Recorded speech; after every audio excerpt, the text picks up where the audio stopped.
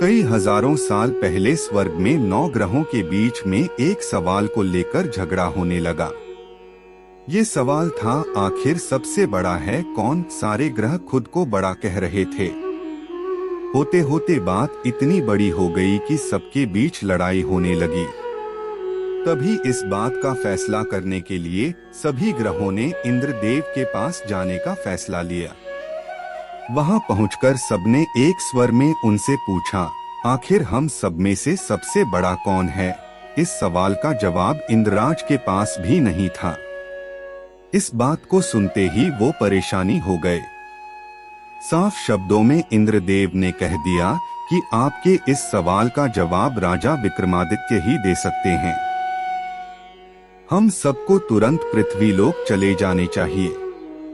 सबने इंद्रदेव की बात मान ली और सभी एक साथ उज्जैन पहुंच गए। वहां पहुंचकर सारे 9 ग्रहों ने इंद्रदेव से पूछा गया सवाल इस बार राजा विक्रमादित्य से किया। ऐसा सवाल सुनकर राजा भी हैरान हो गए।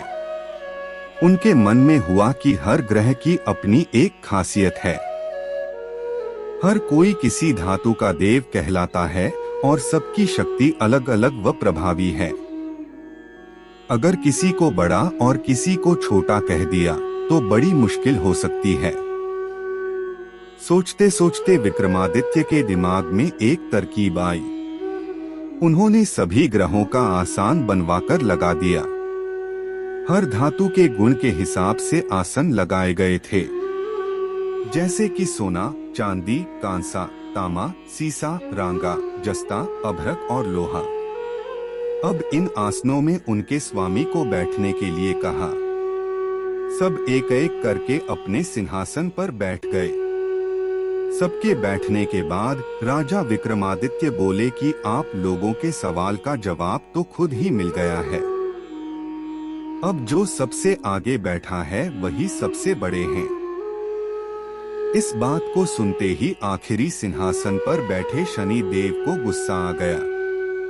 गुस्से में शनि ने विक्रमादित्य से कहा, तुमने मुझे सबसे पीछे बैठाकर मेरा अपमान किया है। तुम्हें मेरी शक्तियों का अंदाजा नहीं है। मैं तुम्हें पूरी तरह से खत्म कर दूंगा।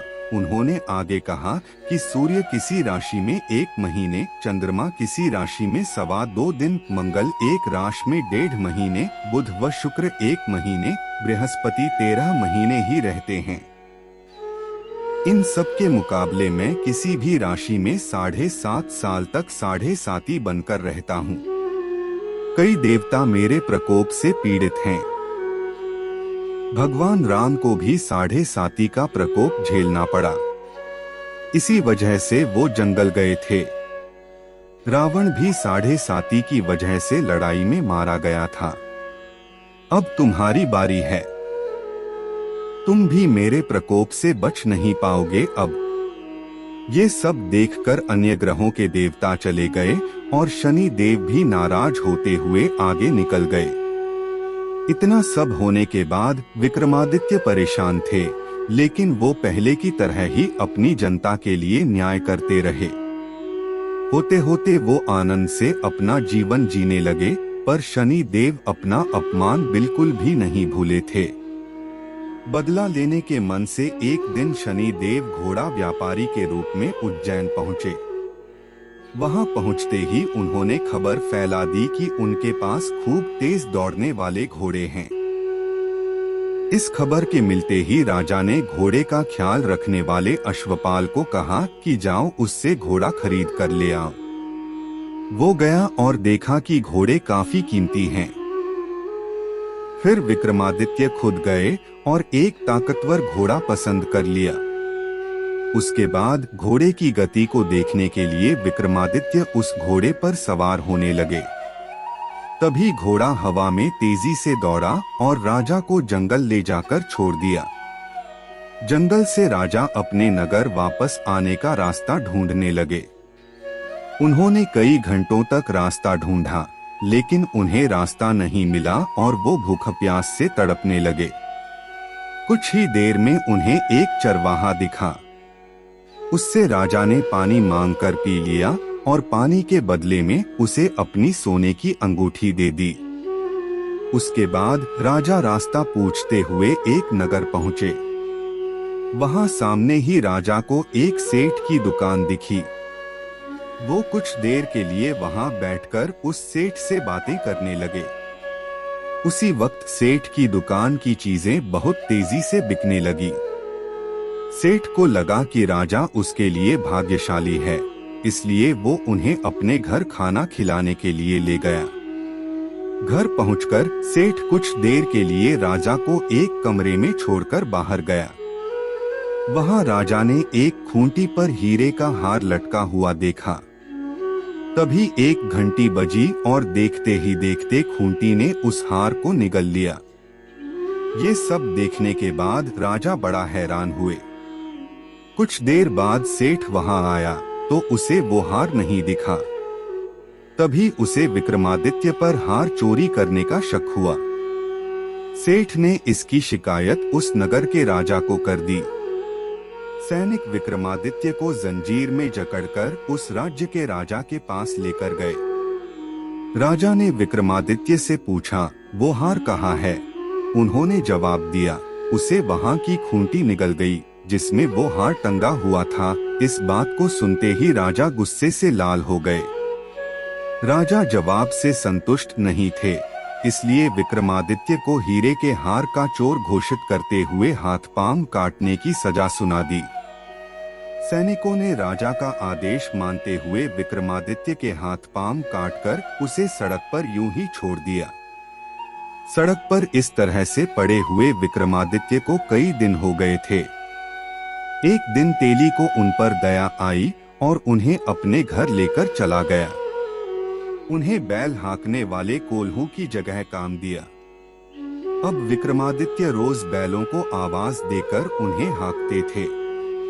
रोज बैलों को हाँकने का काम करने पर विक्रमादित्य को बदले में खाना मिलता था। इसी तरह होते होते 7.5 साल बीत गए। 7.5 साल बाद जब 7.5 खत्म हुई तो वर्षा ऋतु शुरू हो गई। विक्रमादित्य एक रात बादल और बारिश के राग वाला गाना जोर जोर से गा रहे थे। तभी उस नगर की राजकुमारी पास से ही गुजर रही थी। उसने वो गाना सुना और दासी को कहा कि पता लगाओ वो कौन है। दासी ने ठीक वैसा ही किया। वो कुछ देर बाद लौटकर आई और कहा कि वो एक राजा है जिसे हीरे का हार चुराने की सजा के रूप में अपंग कर दिया गया है। राजकुमारी को उसका बादल बारिश के राग वाला गाना खूब पसंद आया था, इसलिए उसने अपंग राजा से शादी करने का फैसला लिया।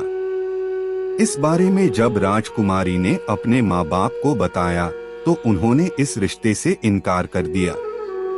विक्रमादित्य के संगीत पर मोहित उस राजकुमारी ने जिद पकड़ ली कि वो शादी करेगी तो विक्रमादित्य से ही, वरना वो अपने प्राण त्याग देगी। बेटी की जिद के आगे हारकर उन्होंने उसकी शादी विक्रमादित्य से करवा दी। शादी के बाद राजकुमारी भी विक्रमादित्य के साथ तेली के घर चली गई। विवाह की रात को ही विक्रमादित्य के सपने में शनिदेव आए और कहा कि अब तो तुम्हें मेरे प्रकोप का पता चल ही गया होगा। अपने दंड की सजा मैंने तुम्हें इस तरह से दी है। सपने में ही दुखी राजा ने शनिदेव से माफी मांगी और प्रार्थना करते हुए बोले, आपने मुझे जितना दुख दर्द दिया है उतनी किसी और को मत देना। विक्रमादित्य की प्रार्थना सुनकर शनिदेव को अच्छा लगा। उन्होंने सपने में ही उन्हें बताया कि जो भी इंसान मेरी पूजा करेगा, मुझ पर ही मन लगाकर ध्यान करेगा, मेरी कथा सुनेगा, चींटियों को आटा खिलाएगा, वो मेरे प्रकोप से हमेशा बचा रहेगा। साथ ही मैं उनके मनोरथ भी पूरे करूंगा।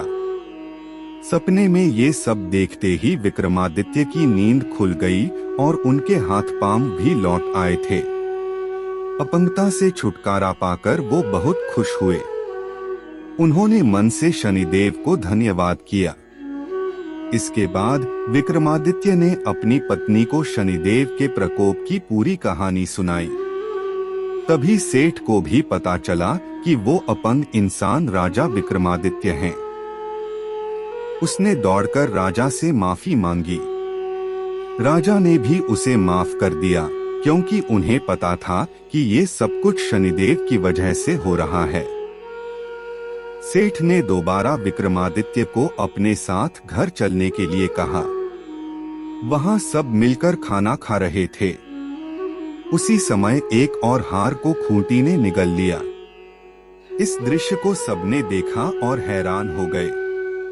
कुछ देर बाद सेठ को अपनी करनी पर पछतावा हुआ और उन्होंने अपनी बेटी की शादी विक्रमादित्य से कर दी।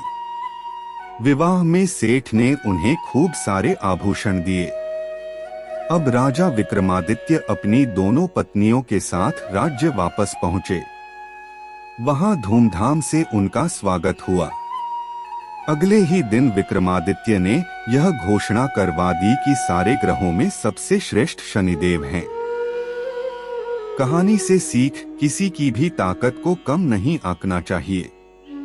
दोस्तों, इस वीडियो में बस इतना ही। मिलते हैं अगले वीडियो में। अपना ख्याल रखिएगा। मेरे चैनल को सब्सक्राइब करें और लाइक करें ताकि मैं आप सबके लिए ऐसे ही वीडियो बनाता रहूं। जय जय शनिदेव।